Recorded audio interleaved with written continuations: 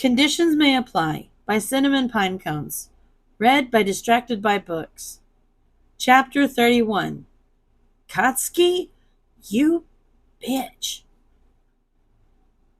Izuku had been trying to lure DJ through the cat door with a line of treats to no avail since the night he'd finished it.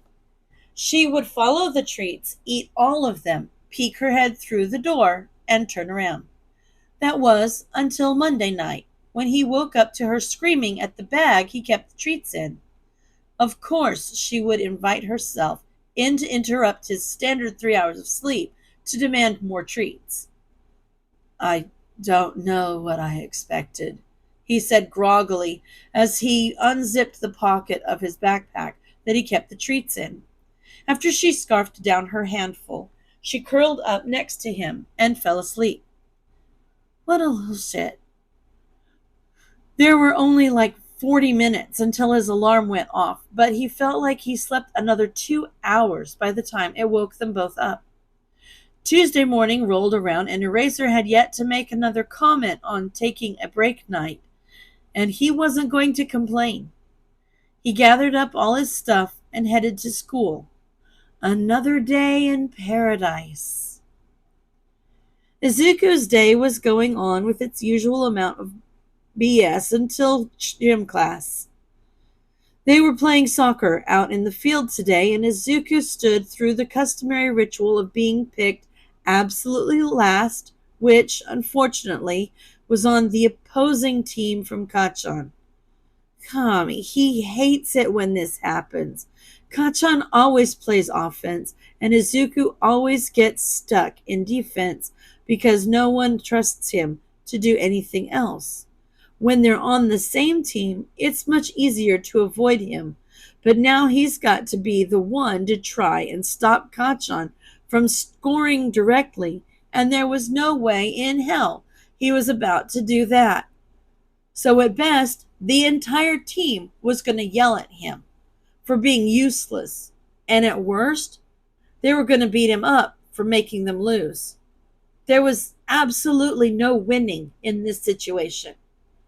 He really liked soccer too. It was fun, even though he was never allowed to do much. He thought he could even be good at it if he was allowed to try, but that was never going to happen, so it was best not to even entertain the idea. Right now, he had to focus on not getting his butt kicked before the end of gym class because he really didn't want to have to go to the nurse's office. It went well for about 20 minutes before everything hit the fan. He was standing off to the left of the field, trying to toe the line between participating enough so that the teacher wouldn't get mad at him and staying out of the way as much as possible so his classmates didn't turn on him when all of a sudden the ball was headed straight for him. Likely on accident, because no one ever passed to him if they could help it. Kachan was sprinting after it, and not that he ever looked not angry, but he looked especially angry right now. Small explosions were popping off in his hands, and he glared at him, just daring Izuku to do anything. But the ball was already at his feet before he could even get out of the way, and all he could do was brace for impact. Kachan's hand connected with his side, and before he could even react, a blast went off, and he hit the ground. He thought he let out a scream, but he couldn't be sure. His ears were ringing, and his right side, just at the bottom of his rib cage, was in agony. The smell of his own flesh burning was familiar and something he didn't miss in the slightest. It reminded him of his father. He had to force himself back to the present. He wasn't safe right now. He didn't have time to lick his wounds. Kachan had burned him before, but never this bad, and he hadn't been burned this badly since the last night he'd seen his father 5 years ago. He did his best to forget that night, but the memory of that kind of pain stuck to him like rust clings to an old car. The longer he thinks about it, the more it eats away at him. Both the physical pain and the pain of knowing that he mattered so little that his father didn't think twice about putting him through that. His shirt was in tatters, and his flesh was pink around the edges and blood red in the center. Crap. This might be a third-degree burn. He had to go to the hospital the last time he got a third-degree burn. It hurt when it happened, but he's not sure if that was from the pressure or the burn itself. It should probably hurt more than it did right now. His shirt was melted into parts of his flesh. Yeah, it should definitely hurt more than it did. The center of the burn didn't hurt at all, despite having been blasted open and cauterized shut. He definitely had nerve damage. However, the pain from the surrounding area made up for the lack of feeling in the center. The wound was centralized around the bottom right side of his rib cage, and the surrounding lesser burnt area spanned halfway up his pec and nearly to the waistband of his shorts. If someone saw this, they wouldn't let him deal with it by himself. If a teacher saw this, they'd call his mom or send him to the hospital, and they would call his mom. The teacher was coming over right now. Frick. He pulled the intact part of his shirt over to cover the damage. If he could just get sent to the nurse, he could get out of this. The nurse hated him and knew his mom was a nurse. She'd sent him home with injuries for his mom to deal with and not checked up on it before. And, kami willing, she would do it again. As the teacher made his way over, Izuku looked around to see if anyone had seen. If someone was going to rat him out, he needed to make a new plan. When his eyes met Kachan's, he knew he'd seen what he'd done, but no one else was close enough. He was trying to act cool, but his eyes gave him away. He kept looking back at him. He almost looked concerned. Good. Maybe he could learn that his actions actually hurt people. Hopefully his pride would hold out long enough for him to keep his damn mouth shut, though. Midoriya, are you all right? The teacher asked as he made his way to the incident. Let me see, he commanded as he knelt down beside Izuku. Crap. Okay, you can get out of this. He already thinks you're pathetic. Just play it up.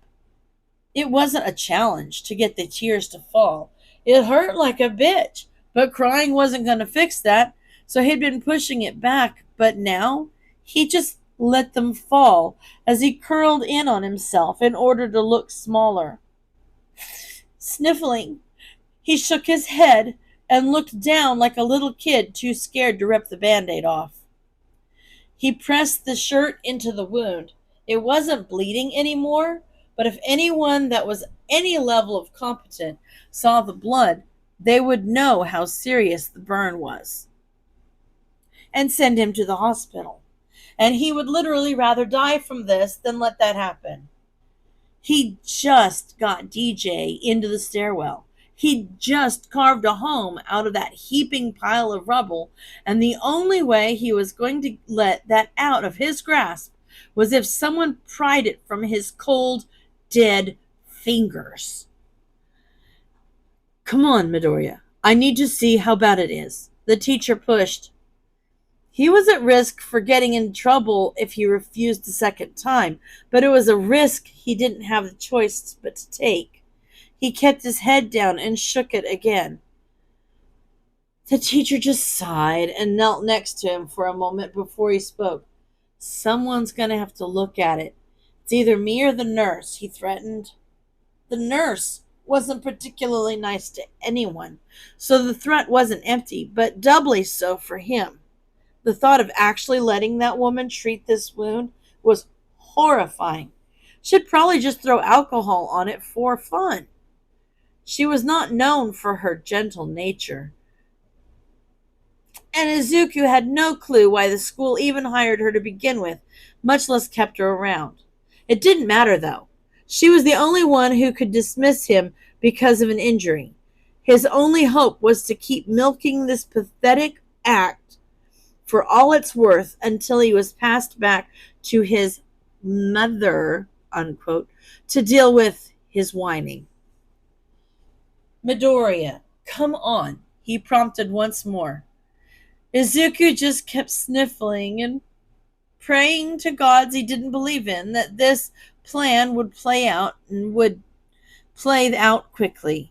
The wound was smaller than any of the wounds Hisashi had given him, but it was still agonizing, and cleaning it out was only going to hurt more.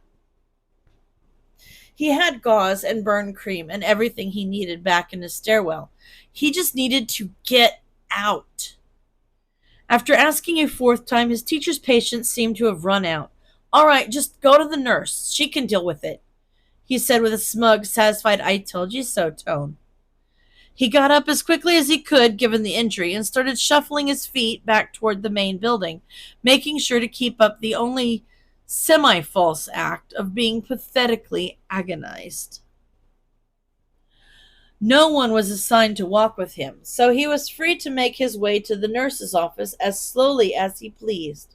Hopefully, he could think of some contingency plans on the way. As he had hoped, the nurse had even less patience for his childish act, but she was about to call his mom. No, she's at work. I'll text her. She has her ringer on for emergencies, but if her phone keeps going off with a call, her boss will get mad, he lied through his teeth. She never answered his calls or texts, no matter how urgent.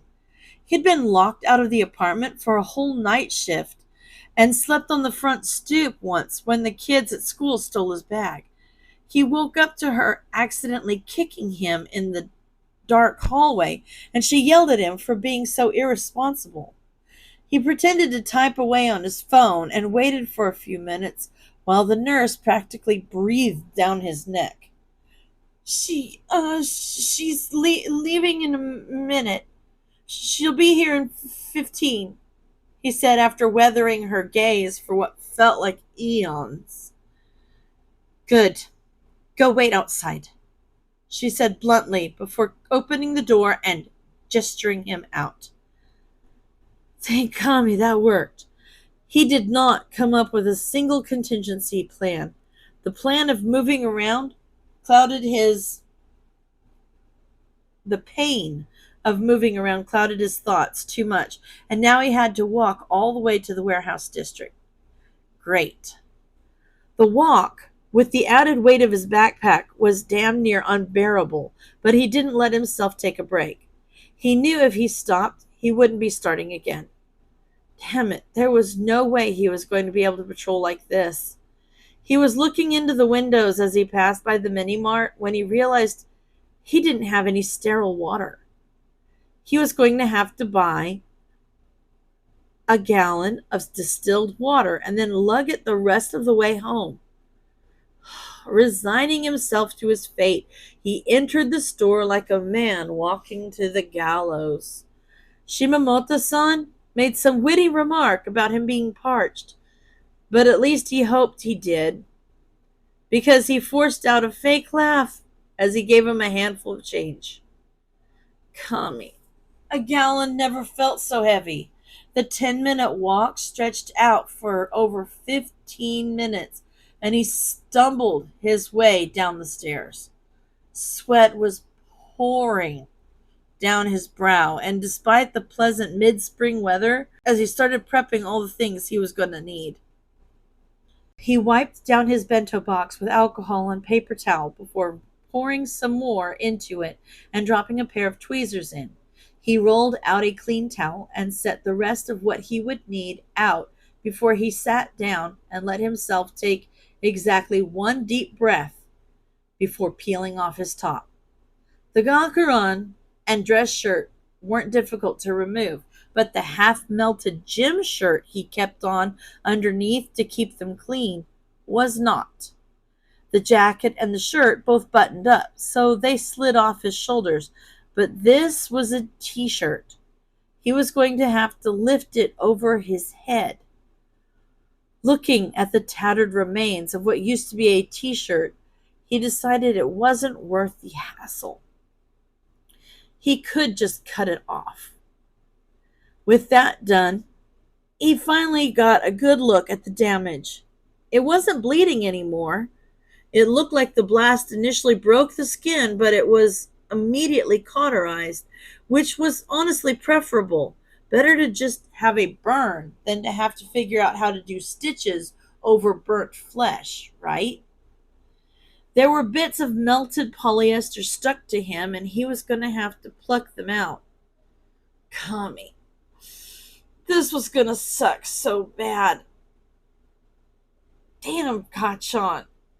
Resting his back against the cold, rough surface of the wall, he got to work. It felt like years, but when he was finally sure he got all the bits of shirt out of his flesh, it was time for the best part, cleaning it. It already hurt so bad he wasn't sure that he wouldn't just pass out before he finished, so he made sure to set up a pile of blankets to his left, the opposite side of the wound, and leaned that way slightly so that if he fell, he wouldn't brain himself on the concrete or fall on top of the burn. Using his right hand, he held some gauze just below the burn to catch the runoff water that he poured onto the wound with his left hand. After it ran over the area, he used the gauze to blot at any place he might have missed. He checked the wound again to make sure there weren't any lingering particulates before he prepped to repeat the process with alcohol. And oh, sweet Kami, that burned. There's nothing quite like burning a burn, and the pain had him screaming out against his will. His vision went white, but he didn't pass out.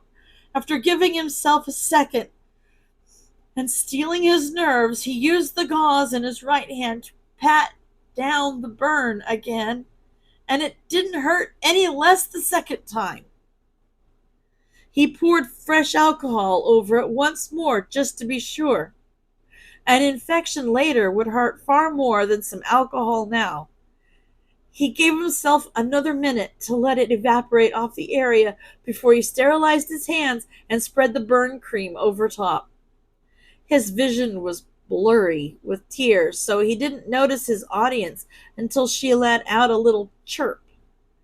He almost jumped out of his skin, but he realized it was just DJ. Did she hear him scream from all the way up on the roof? She started to walk toward him, and oh, that wasn't going to work. She was definitely not sterile, and no matter how cute she was, petting her was not worth dying slowly of infection. So he pushed her away with his foot.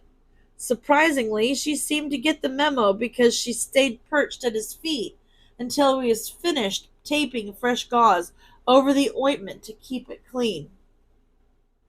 She didn't get the full memo, though, because once he let her come closer, she immediately pressed her head into the pad of gauze. Ow! Frick!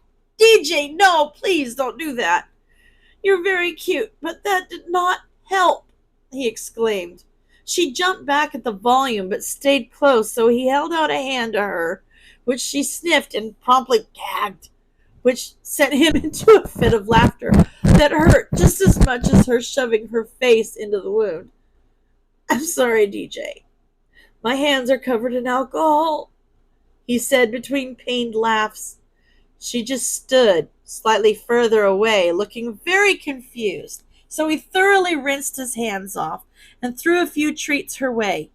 Hopefully that would be enough to forgive him for the sensory experiences he just put her through. It seemed to be to her liking, because once she ate them, she came over to sit next to him, and when he held his hand out this time, she pushed her face into it and let him scratch under her chin. I'm sorry I woke you up, DJ. She didn't seem to care as she sunk her head lower and lower to the ground into his hand. I can't keep scratching you if you keep pushing me away. The logic he provided had no effect on her actions because she kept leaning into his hand until she was just lying on the floor, at which point she apparently remembered that it was still bedtime because she promptly curled up and shut her eyes. That's a good idea, DJ. I'm so tired. She just flicked her tail around to complete the little ball she'd curled into, and he settled down beside her. The hell am I supposed to tell Eraser? She did not respond beyond the calming purring she'd been doing since he started petting her. Huh, I'll tell him we're taking a break day. He'll like that, won't he? Ivy, break day. I'm not going out tonight. He sent the text before promptly falling asleep. Katsuki screwed up. He did not mean to do that. He just meant to scare him and maybe burn his shirt, but Deku's skin was mangled and discolored, and the smell. Oh, Kami, the smell almost made him want to vomit. No one was close enough to see how bad it was, and the teacher just sent him to walk to the nurse by himself.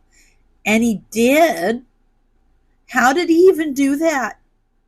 How did he even get up? Could he not feel it? Was he in shock? He was gone before Katsuki could even think to do anything. The pained scream Deku let out when he hit him was echoing in his head, and he couldn't see anything else but his burnt, discolored flesh, and the smell was still stuck in his nostrils. Damn. He didn't need the nurse. He needed the hospital. Kami. He didn't mean to make such a big explosion. His hands were just sweaty from running around, and he couldn't control it as well as he normally did. He even let off a few small sparks before to dissipate the power, but obviously that wasn't enough. The teacher didn't even chastise him. He just walked off the field and blew the whistle, signaling for them to start playing again. Like nothing happened. Like Katsuki didn't just maim someone. Deku was going to get sent to the hospital, and then Auntie would hear about it and tell his mom, and then he was going to be so screwed. The teachers would always take his side, but his mom definitely wouldn't. It wasn't even fully a lie to say that it was an accident, but that wasn't going to be enough to save him from his mother's wrath. The hag was always asking about stupid Deku, recently more so than usual now that she's barely been able to talk to Auntie. She loved him like a second and secretly favorite son, and Katsuki just sent him to the hospital. He could barely participate in the rest of the game because he was watching and listening for the sirens that were going to come barreling down the street, but they never came. He kept glancing at every car that passed in the direction of both the hospital and Deku's apartment, but there was no ambulance, and none of the cars were Auntie's. Maybe they went another way? Or maybe it wasn't as bad as it looked? The smell of burning flesh still clinging to his nose said otherwise, though. He was right there. He saw it. It was bad. Kami, it was bad. He spent the rest of the day waiting for the teacher to tell him his mother had called and he was being sent home, or for the teacher to send him to the principal's office because the nurse told them what he did, but it never happened. He got home that night and his mother greeted him like nothing was out of the usual. But the guilt was eating away at him. He couldn't sleep. His mind just kept playing the moment on repeat. Kami, he needed to get hold of himself. He needed to control his thoughts and his quirk. He needed to get better. He had to get better. He couldn't lose control like that again. Shota was halfway through a lecture when his phone pinged and vibrated in his pocket. Ivy, Nim, Zashi, and Tinsy were the only contacts he had notifications on for while he was working. He needed to check that. The whole class was looking around, waiting to see who was about to incur his wrath, but they let out a sigh of relief when he fished out his own phone out of his pocket. "Pardon me a moment," he said as he opened the message. "Ivy, break day. I'm not going out tonight." What the hell? They practically threatened to kill themselves when he brought this up last Saturday. And now, all of a sudden, they're on board? Something didn't line up here. He forgot he was in front of a class as he took a moment to stare at his phone in confusion before responding. "Not that I'm complaining, but why the change of heart?" Usually, Ivy responded within seconds or hours with no in between, so he wasn't too surprised to not get a response, but he was concerned. He had a few different theories on what could have happened for them to change their minds so quickly, and none of them were good. End of recording.